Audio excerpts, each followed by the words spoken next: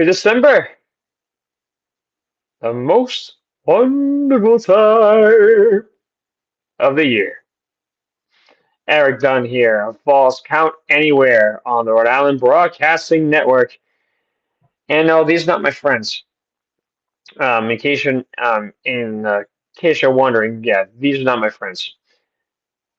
Yeah, Christmas time is here, so basically just the decorations, pretty much. Got the tree up here. You know what I'm saying? So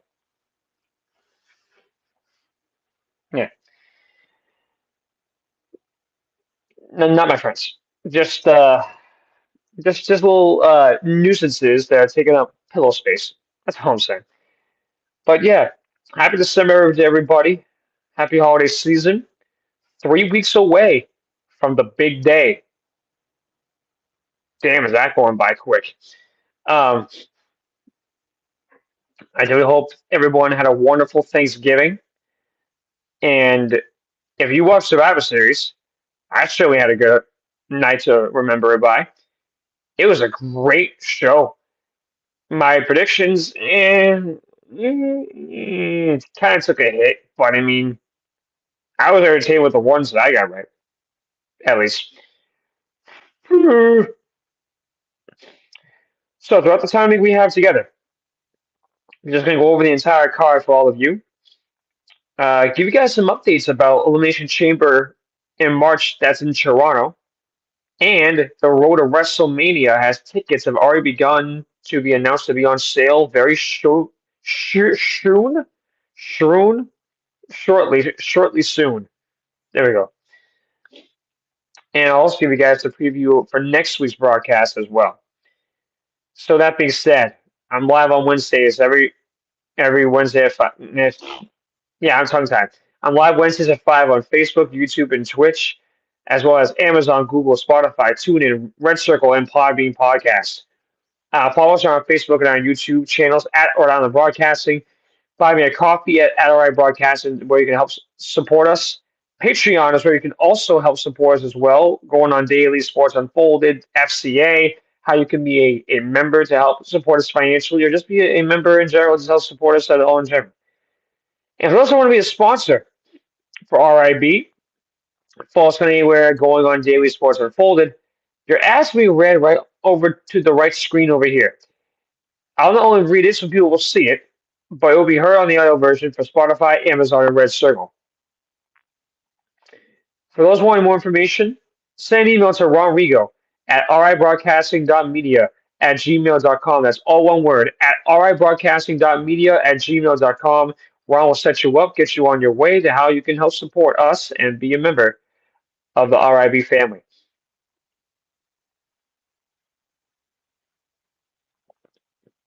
This broadcast of Falls Count Anywhere is the exclusive property of Erik Dunn Productions, Ron Rigo and Rhode Island Broadcasting for the use of our audience.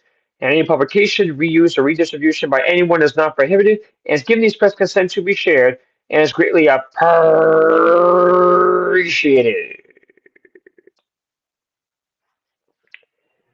Okay.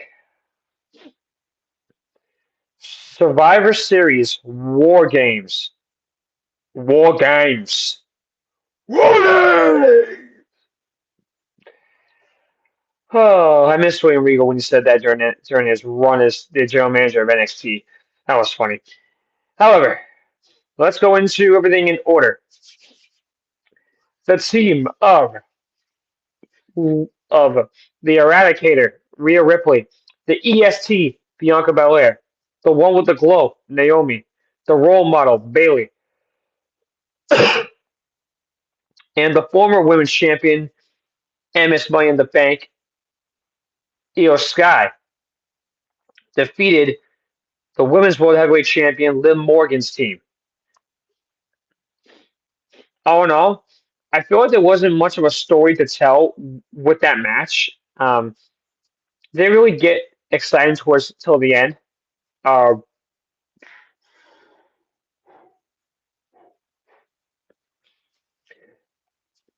I mean, it was in my eyes, it was kind of like a snooze fest for about during like the whole 45 minutes of the match. It wasn't until we got towards like later on down the road, but I was happy that the team I picked won, though. This one was a squash, and I got so mad. LA Knight is no longer the United States champion. And it wasn't until I saw the entrance afterwards I was like, oh, yeah, something's wrong. So that one I got wrong. Shinsuke is the new United States champion, and it wasn't even a fight. It was a 10-minute squash. I mean,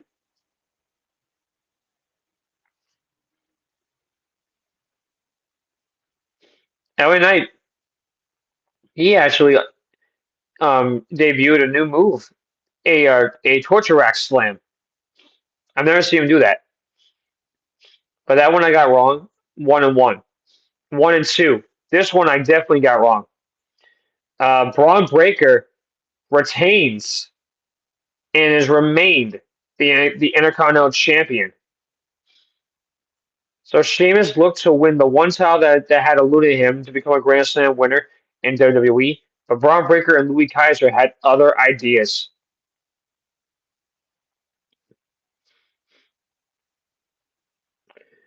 I have no idea how Braun got right back in got right back into this match. I don't know how he did it, but he got put to the barricade, bruised everywhere, battered and practically broken.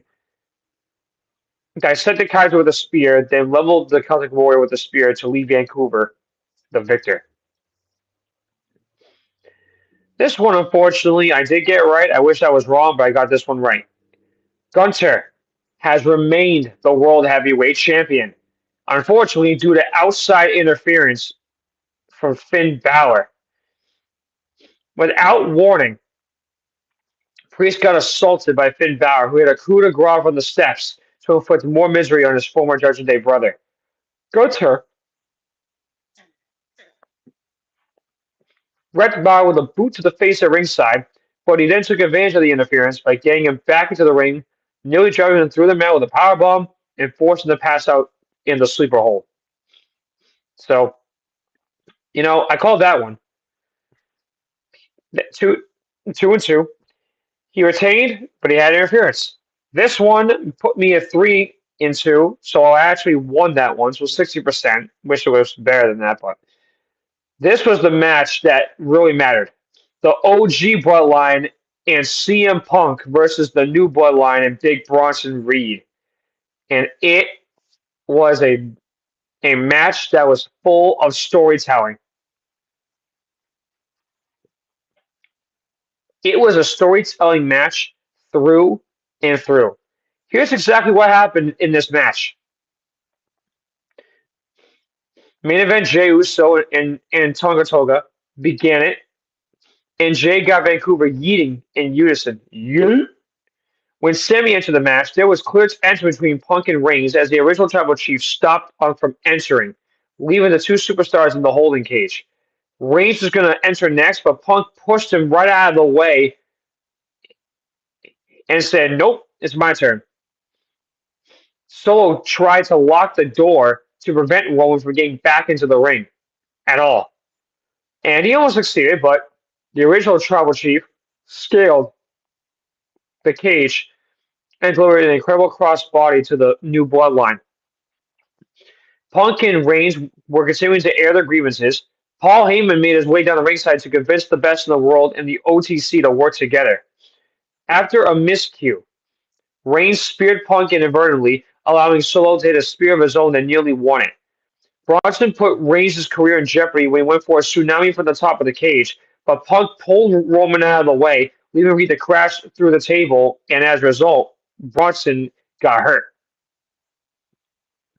Solo tried to put down Roman with multiple Samoan spikes, but the Usos interfered before connecting with the 1D on Jacob Fatu. Jimmy Uso went to the heavens to deliver a brutal Uso splash from the very top of the cage, which made him break his toe, taking out the Samoan werewolf. With the rest of the bloodline down, Samoa got picked apart by the OG bloodline. Two super kicks, a haluva kick, a GTS, and then a spear for the three. The four members of the OG bloodline embraced.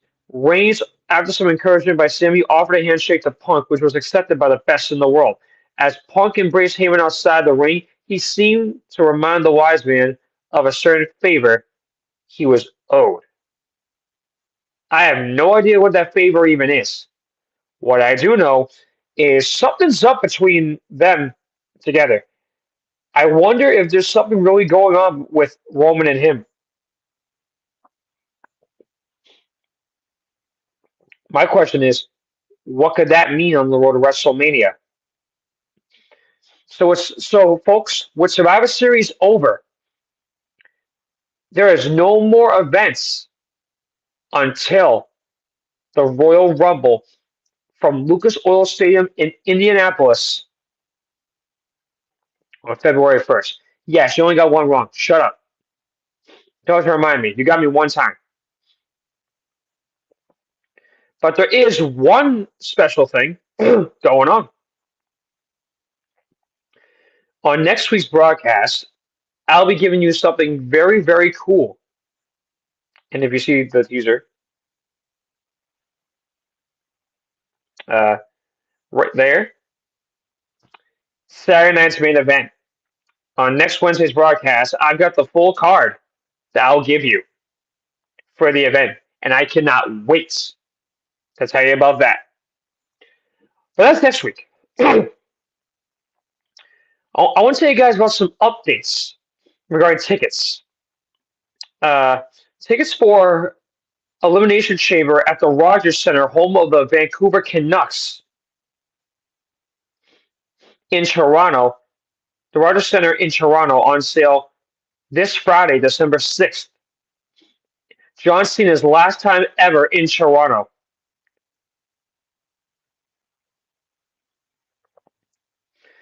Survivor Series War Games set a record for the highest North America arena gate in company history, surpassing Money in the Bank from this year in Toronto, which featured the surprise announcement of John Cena's retirement in 25. Cena, who has won the Elimination Chamber 3 times in the match's history, will participate in his final Chamber match as part of his year-long farewell tour. This marks WWE's first event in Rogers Center since WrestleMania 18, headlined by the Icon vs. Icon match by Dwayne "The Rock" Johnson, the Immortal Hulk Hogan. It also hosted Hogan and the Ultimate Warrior from WrestleMania 6. That's right, folks. I'll have an update for you next week on Cena's retirement tour as well. Keep that in the back of your mind. And then also, the following Friday, December 13th, tickets for the Road to WrestleMania tour of Europe goes on sale. Listen to where these guys are going to be. Friday, March 4th. So this is all in March. Friday the 14th, SmackDown, Barcelona, Spain. Yep, Barcelona, Spain.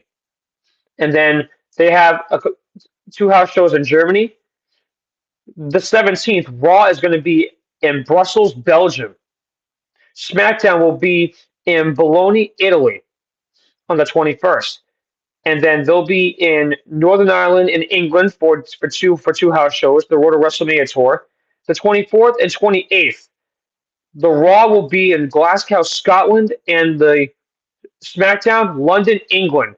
And then Austria and the Netherlands for the Road to WrestleMania tour. And then finally, Raw will be going to London, England. And those tickets will be going on sale in 9 days. So be on the lookout, folks, for those tickets. That's a dream trip. That is a dream trip, man. And however, speaking of Saturday night's main events, there is a update about that I do want to share with you. Tickets will also go on sale for the 13th for Saturday night's main event. Saturday, January 25th, San Antonio, Texas, the Frost Bank Center, home of the NBA's San Antonio Spurs. So basically, this will be the second quarterly primetime special to air on NBC and Peacock as part of WWE's new 5-year domestic media rights partnership with NBC Universal, which kicked off in September with the premiere of SmackDown on USA. And in 10 days, the Nassau Coliseum on Long Island, New York, will be debuting the return of Saturday night's main event. As of right now, there's three. There's about yeah. As right now, there's three matches. I'm not going to say what they are because I'm going to save that until next time.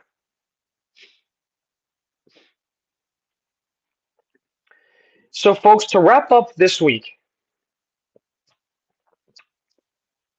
here's to tell you this: the 18th is going to be my final show for 2024. So just like my show, that I also have as well. I'm done with sports for with WBOB. The 18th is going to be my last week with them as well. So for Christmas and New Year's, I'll be off for the remainder of the year. And then January 8th, 2025, I return to my programming. And just so you're aware, it's not 990 AM, it's 990WBOB.com, internet radio. Just so you're aware. Um, but the broadcast on the 18th for FCA that's going to be a very special broadcast because it's going to be Erik's recap of 2024 for WWE. And and it's going to be my version of the WWE Slammy Awards. It's basically going to be called um, like I don't know. I'm still trying to figure out the name, but I got some ideas. Ron was trying to say like the county awards, the falls awards, but I think I was going to make this the Eric Awards. You know what I mean? The okay, okay, fine. Probably okay, fine. Probably not the Eric Awards. That probably didn't make any sense. Yeah, I saw the EU on there. Yeah, I don't think. Yeah, that probably didn't make any sense. But I don't know. I still got some time to actually make up the damn name. I got 2 weeks. Well, less than that now, but just bear with me, okay? But the way that show's going to be is I'm going to be giving you, in my eyes, the male superstar of the year, the female superstar of the year, and that's going to be two awards. The third one's going to be, in my eyes, the match of the year. The fourth one, comeback superstar of the year. Number five, breakout superstar of the year. Number six, title match of the year for the WWE Championship, the World Heavyweight Championship, the women's titles, the United States Championship, and the Intercontinental Championship. So those six titles are going to have match of the year as well. So there's been a lot to get into with that. So it will be great to just got some more together. Ron will be helping me out as well. But that will be the finale show. Next year we should have the predictions champion. Yeah, well, guess what? That will be starting in 2025 as well because come the Rumble, we should be getting that involved. So the 18th might be a little bit of a longer show just because of all that. Well, I mean, it will be the last one for the year anyway, but don't worry, guys. Plans are in the works with this, and it's going to be good. But until we hit the 2 weeks, for next week's broadcast of FCA, Saturday night's main event from the Nassau Coliseum on Long Island, New York, the card to break down that, and I will preview the final show, which will be, just to make sense with the name, it's not going to be called the Erik Awards. It's not going to be called the Falls Awards, but it will be called the County Awards. Maybe honor the wrestlers we lost in 24. That's also what we'll do as well. So basically, the whole year in review will be the awards as well. So my version of the Slammies, but we'll also honor those that we lost this year in WWE. Because I know that we did lose some really special people that created the foundation of this company and created what is right now the juggernaut and the phenomenon of this business. So that will all be tied into. But yeah, mark that on your calendars. The 18th is going to be a very special program. And it's going to be my farewell to all of you until 1/8/25, January 8th, 2025. So until we hit next week, just be on the lookout after what you saw with Raw Monday night, because there are two things that happened from that night that were significant. The New Day is practically done. Big E got turned on. Xavier Woods, Kofi Kingston are now going to be a heel group. And the Scottish psychopath and warrior, Drew McIntyre, has come back.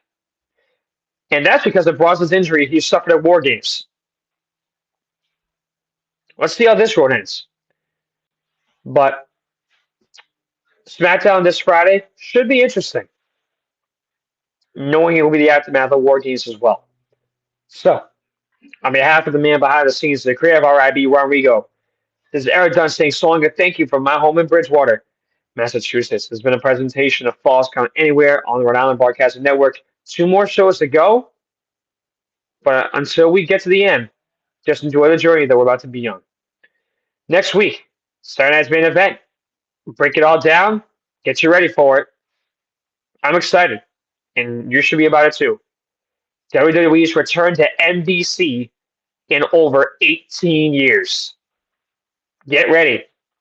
WWE goes to prime time in exactly 10 days. We'll talk to you guys then. Thank you so much for watching and for listening. And also, happy holidays to all of you as well.